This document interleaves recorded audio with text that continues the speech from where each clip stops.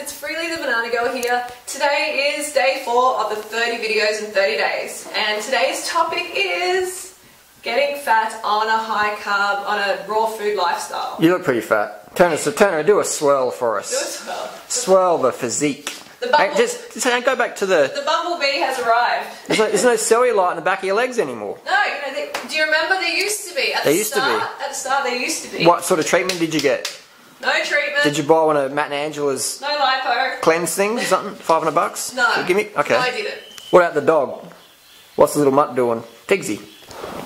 Yeah, so like gaining fat on a high carb, high fruit lifestyle, is it possible? Well, look, firstly we need to determine whether it's actually fat, fluid, muscle, bone weight, because a lot of people are like, oh my god, I'm gaining fat, but are you really gaining fat? You know, we need objective measurements, and one that is probably the closest that we can get to accurate, which is still not completely accurate, is a DEXA scan. Yeah. That's probably the best there is, but it's still pretty subjective because you can drink a gallon of water in a day and he eats the salt and put on 5-6 kilos of water weight in a day, but your body fat percentage will go down even though your body fat total grams hasn't changed. So it might be able to measure your body fat grams if you did it before and after, but otherwise it's a bit, you know. Yeah, we kind of need something. Yeah. You know? Yeah, because it's like, I'm gaining fat, but are you?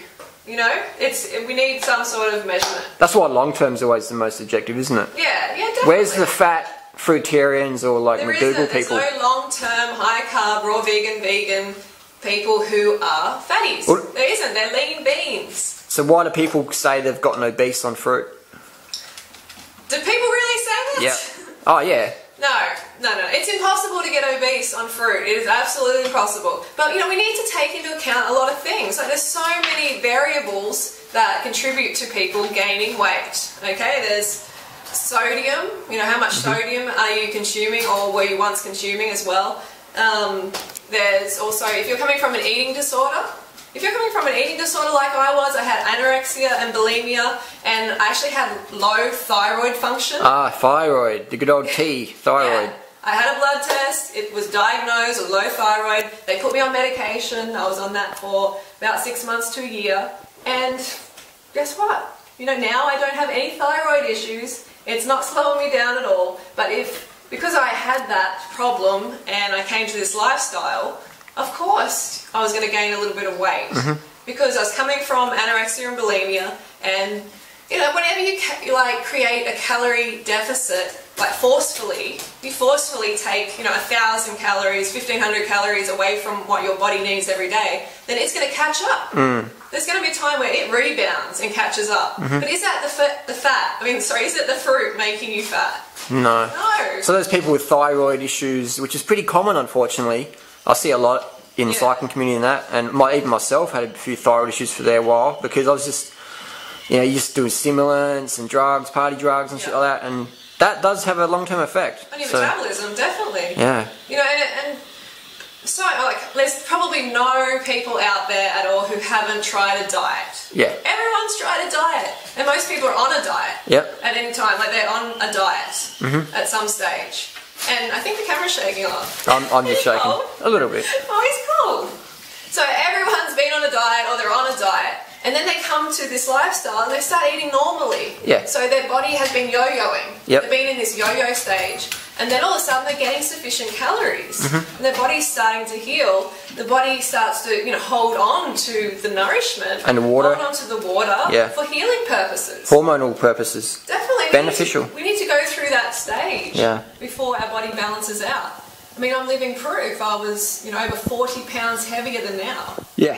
Over 40 pounds, that's a lot to drop in the toilet. I reckon I honestly, sincerely believe you would have become obese if you stayed on the paleo diet and all that. Easy. Same with me. But the thing is, we love food. You can't stay on them, can you? Because it's so low carb that you just start to go crazy and you binge out all the time. Yeah. So it's not sustainable. No. And this is this is a lifestyle. We have to stop treating it like a diet. We have to get alive. 2-week fad cleanse. Well, yeah, and we have to get alive. And realise that we're more than a number on the scales. That does not define us. A number on the scales or how tight our clothing fits is not what defines us. Just show us again how tight your clothing is though. Sean, show us I'm again. wearing this Show to us again. demonstrate that fruit does not make you fat, carbs do not make you You fat. can't hide anything. Just swirl it around, baby. We've got to show the audience. We've got to drum it into them. I feel this is necessary. We've got to, and hey, you got a bit of a gut on there. You got some food in there or something, have you? I have actually 10 bananas in here. Nice. And how many litres of water in there? A couple of litres. A couple of litres. Nice physique. I've got a guts. Physique. You're Who getting is this guy? You're getting obese, mate. No more food for you. He's joking, luckily. Michelle ladies, Bridges, don't worry. 1,200 calories a day for 12 weeks. What a joke that is. I just want all the ladies out there in particular to know that I totally feel for you. I know how freaking frustrating it is to be stuck in this diet world for years and years and years, and then come to this lifestyle and maybe gain a bit of weight and go, oh shit, you know, I'm gaining weight. Like, this isn't working. This is just like other diets. It's not. You have to go through a healing phase before your body balances out, but you will. Yeah. Trust me, you will. I see it all the time. There's no long-term, high-carb, raw vegan people. I don't know. Let me just say some names, and you say fat or thin, fat or slim. Yeah. Me. Slim. You. Slim. Chris Randall. Slim. He lost 150 pounds. You know, so he might not look like a Kenyan marathoner just yet, but in due time. No, he's slim. He looks great. Yeah, Doug Graham. Slim. Christina. Slim. Megan Elizabeth lost a lot of weight. Slim. Who else have we got? There's a lot of people. There's a lot, yeah. Yeah, Chris Kendall. Because they're sticking on, you know, you don't have to be 100% raw to be slim, okay? You don't have to. You have to. What, so you can have a bit of KFC? You have to be high carb. What about vegan, the people we know who foods. still eat a lot of fruit, but they eat a lot of KFC and they're still fat? Well, they're not doing the program, are they? I think that's another case. I mean, definitely people do, you know, have gained weight. You know, like I did as well. But I was yo-yo. I was in yo-yo mode. You were. Absolutely. But the reality is, to be objective, after about 6 months of you being on the program, in July 2008, when I saw you again, you've been across Australia, you had changed. And then from then on, it just went down. A lot of people have been asking that, when exactly did, you know, how long did it exactly take for the weight to come off? So it took me a good couple of years to lose, you know, the majority of the weight, and then it just started going down and down. Did you do any juice fasting or feasting to lose the weight? That's another thing. A good friend emailed me. She said, why am I putting on weight? And I'm like, I had a look at a diet. I'm like, oh, you know, you're having too many meals that are just juice for too long. What, too much sugar? No. Like, now you're in rebound mode because it's not because it's too much sugar. It's because there's not enough fibre. You're not getting enough calories. You're not getting enough sugar. So green juices. Yeah, a lot of those green juices, well, you know, they can really send you back into slow metabolism. Slow it down to like a slug crawl. Yeah. Well, Angela Stokes, man, she's put on a lot of weight. I saw one of the video clips recently, and sort of Matt Monarch had a bit of a side of her body, and she's put on a lot of weight. Quite sad. Well, high-fat, raw, superfoods, juicy, colostrum, dairy, eggs, meat. Eventually leads to weight gain. For sure. Really Eventually it will. Yeah. And so go with long-term, yeah? Yeah, go with long-term. Long-term drug-free results. And someone asked, like, when was the aha moment? You know, that high-carb and high-calorie vegan was the way. Raw vegan. And I think it's just been a gradual thing. There hasn't really been this aha moment. Do you find that too? Yeah. I think we've just been gradually just learning more and playing with our bodies and helping so many people that it's just this gradual process. Yeah. Just like my weight has come off gradually. And you want it to be gradual. You don't want it to be... You want to shock your metabolism. This huge drop in weight. Shocking it. Because where's the positive habits being formed? There's Never. not any positive habits. It's just this... Oh, someone's choking over there. It's like trying to steal a Porsche to own a Porsche. Yeah, it's not sustainable. That's right. Like, you want it to take time because it's going to build these positive habits that are going to be with you for life, and the weight's not going to come back. That's right. You know, I find it hard to put on weight. I'm telling you now, it's just so easy to stay lean. Good. Another thing as well, when people write, say, "Oh, put on weight," and then you check their photos, and you're like, "Oh, okay." Yeah, they're already slim. Okay, here we go. So that's probably 95% of the situation. That's right. I'd say that's 95%.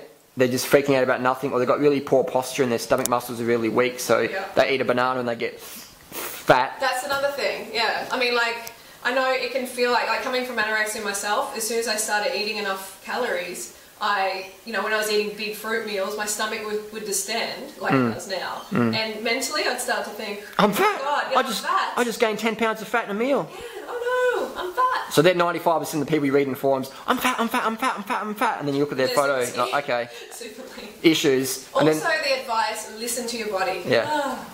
This one's a bit of a hard one, eh? Like, because, I mean, it's all very nice to say, listen to your body, you know, and you'll eat right and everything, but it's so subjective. Most people, when they listen to their body, especially as newbies, end up binging out on KFC. For sure. Or having some junk food, some chocolate or whatever, and then you never see them again. Mm.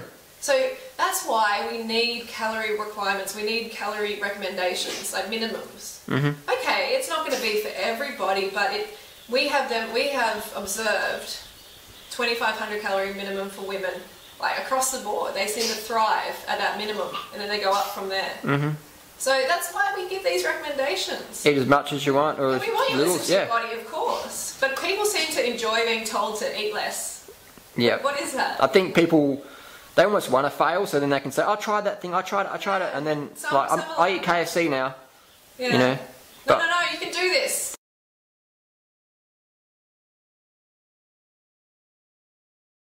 Okay, so that's my message today. Hope you enjoyed it, and I'm going to see you tomorrow, day 5. Got a good video lined up, and don't forget to go. One more swirl, just in case you got fat in the video. Just in case you got fat in the video. Swirl it around. Comfort yourself.